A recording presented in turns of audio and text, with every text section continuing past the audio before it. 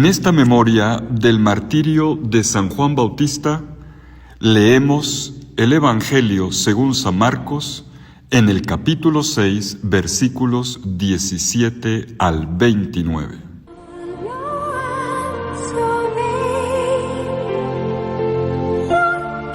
En aquel tiempo, Herodes había mandado prender a Juan y lo había metido en la cárcel, encadenado.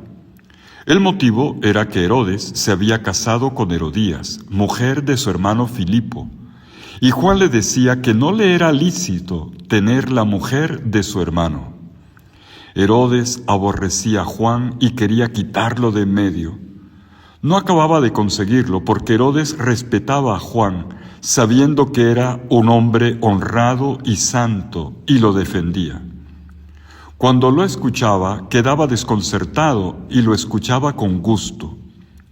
La ocasión llegó cuando Herodes, por su cumpleaños, dio un banquete a sus magnates, a sus oficiales y a la gente principal de Galilea.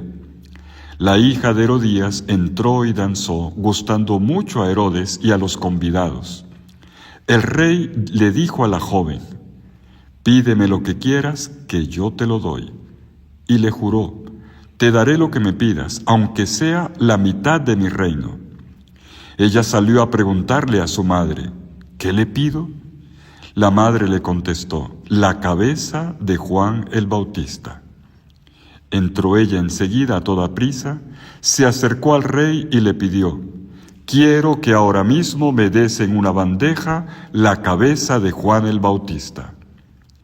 El rey se puso muy triste, pero por el juramento y los convidados no quiso desairarla.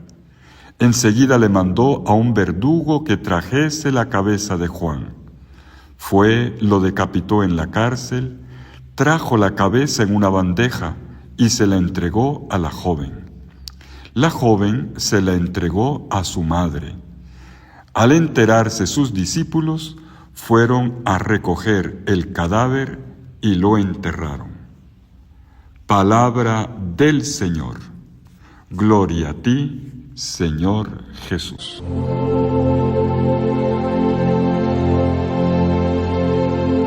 La imagen de la cabeza de Juan Bautista sobre la bandeja podría ser la imagen emblemática del relato que nos ocupa hoy en la memoria de su martirio. Entre la ida y el regreso de la misión de los 12, Marcos cuenta el final de la vida de Juan Bautista y las circunstancias que acompañaron su trágico destino. Para Marcos ya había sido premonitorio que el comienzo de la misión de Jesús coincidiera con el arresto del Bautista. Ocurre ahora que la misión de los 12 coincide con la muerte de Juan el Bautista. Esta conexión reafirma de forma indirecta que el mandato misionero tiene entre sus condiciones una lógica de entrega radical que requiere el don de la propia vida, incluida la posibilidad del martirio.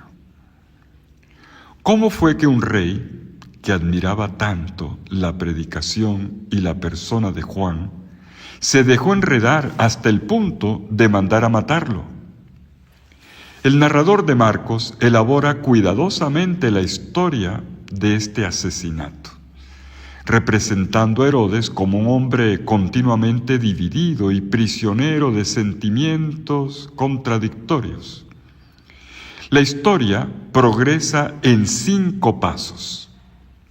Primero, nos pone en contexto. Herodes, hombre público, le ha quitado la mujer a su hermano, también rey. Una historia digna de cualquier telenovela actual con tema de infidelidad. El profeta Juan Bautista denuncia la situación, pero le sale caro. Herodías lo aborrece, en cambio Herodes lo respeta, lo reconoce como, dice el texto, un hombre honrado y santo, y lo defendía. Así lo caracteriza el narrador de Marcos. El punto es que Herodes escucha la verdad, pero no da el paso. ¿De qué sirve tener en casa todos los días la voz del profeta cuando uno no tiene interés en cambiar de vida? Paso número 2. Dice el narrador, llegó la ocasión. Literalmente el texto griego dice kairos, el término que generalmente en los evangelios aparece como positivo, pero aquí connota lo contrario, es negativo. Este kairos, esta ocasión o tiempo, es el de un banquete, el banquete de cumpleaños. Herodes reúne la gente más importante de la región, seguramente terratenientes, además del personal de la corte, y exhibe en público en la sala de banquetes su poder real. Paso número 3. Se prende el ambiente. Los invitados se entusiasman con la danza de la chica, la hija de la mujer que ilícitamente tiene Herodes, y el rey, para agradar a todos, le hace un ofrecimiento público, peor todavía, acompañado de un juramento. Vuelve a exhibir su delirio de grandeza. Ofrece lo que no puede ofrecer. Dice, hasta la mitad de mi reino. Eso no lo puede ofrecer un rey. Por lo tanto, comete una imprudencia en medio del entusiasmo. Paso número 4. Notamos el conflicto interno del rey. Una focalización interna, se dice en narratología. El rey se entristece, pero no cede, no cambia la orden, dice, por causa del juramento y los invitados. Claro, era más importante su imagen. E incapaz de ceder, entonces el rey manda decapitar a Juan el Bautista. La chica había pedido la cabeza de Juan el Bautista, aconsejada por su propia madre. El rey se da cuenta del error, pero no retrocede y sigue adelante para no perder autoridad ante sus invitados. Y de esta manera muere Juan Bautista. Como podemos ver, el rey es incapaz de controlar sus propias palabras en medio de la euforia. Y así, en su estado de confusión, toma la peor decisión con la cual aplasta, destruye, decapita al profeta. Herodes no es capaz de descender del trono de su ego para ir al encuentro del otro. Ni siquiera es capaz de reconsiderar. Quinto y último paso, Juan Bautista muere. El banquete festivo se transforma en un espectáculo macabro. Su cabeza pasa de mano en mano, la del verdugo, la de la joven y la de Herodías, que lo recibe como un triunfo de su propósito. Al final, cabeza y cuerpo entero terminan en manos de los discípulos que se ocuparán de su funeral. Ahí tenemos ya el recorrido en 5 pasos de este evangelio del martirio de San Juan Bautista.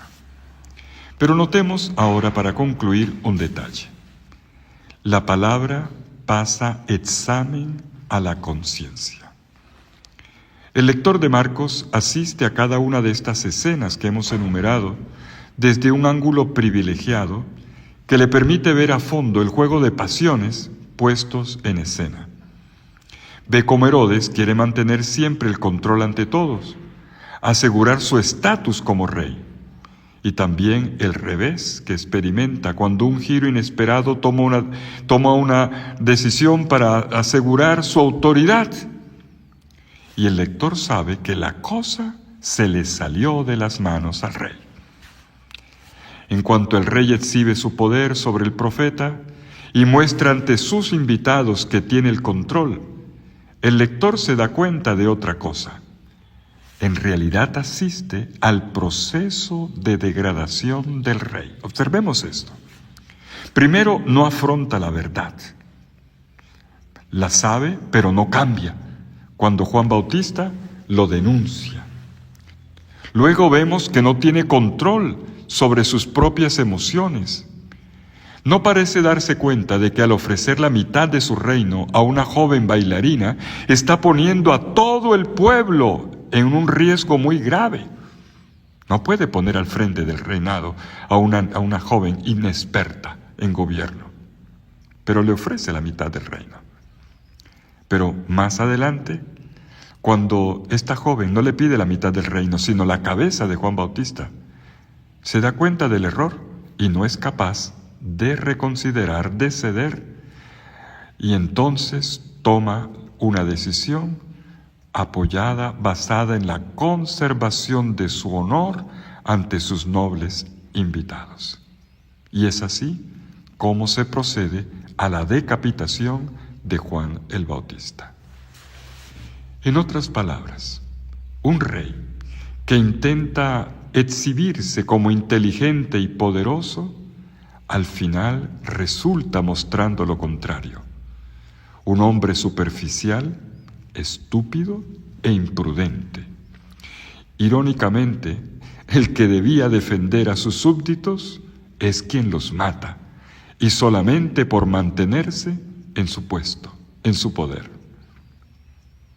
¿Quién puede confiar en un rey así? Se trata, como ya hemos dicho, de una ironía que personifica a un hombre que es víctima de su poder.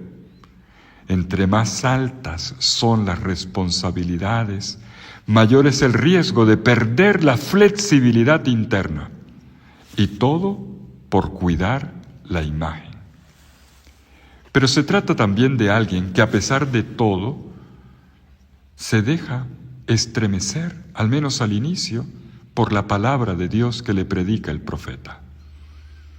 Y es que todo esto es contado a propósito del efecto que ha tenido la predicación de los discípulos misioneros, cuyo anuncio ha llegado hasta las puertas de palacio, y también de la conciencia del rey, que cuando ha escuchado la predicación del reino por parte de los discípulos, se pregunta: ¿quién es Jesús?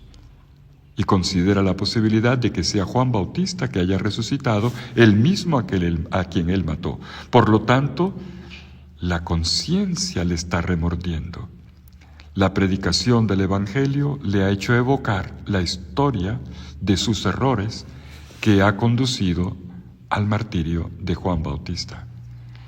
Juan Bautista también le había predicado la palabra y él escuchaba con gusto, pero no cambiaba de vida. Al final, Juan Bautista pronunciará su última y definitiva profecía en silencio, con su propia muerte, cuando el rey reciba en sus manos la cabeza del profeta, el profeta decapitado. Juan Bautista pronuncia su última profecía en silencio. Y esto tocará profundamente la conciencia del rey. ¿Cómo reaccionaría al final el rey? No lo sabemos, ni al relato le interesa contarlo. Deja puntos suspensivos. El narrador no saca moralejas de esta historia. Deja a cada lector que reflexione serenamente y que saque por sí mismo sus propias conclusiones. Es ahora entonces nuestro turno. Te invito para que abras la Biblia, busques este pasaje del martirio de Juan Bautista y continúes la lección divina. Es un texto escrito para ti y para mí. Que el Señor te bendiga en el nombre del Padre, y del Hijo, y del Espíritu Santo. Amén.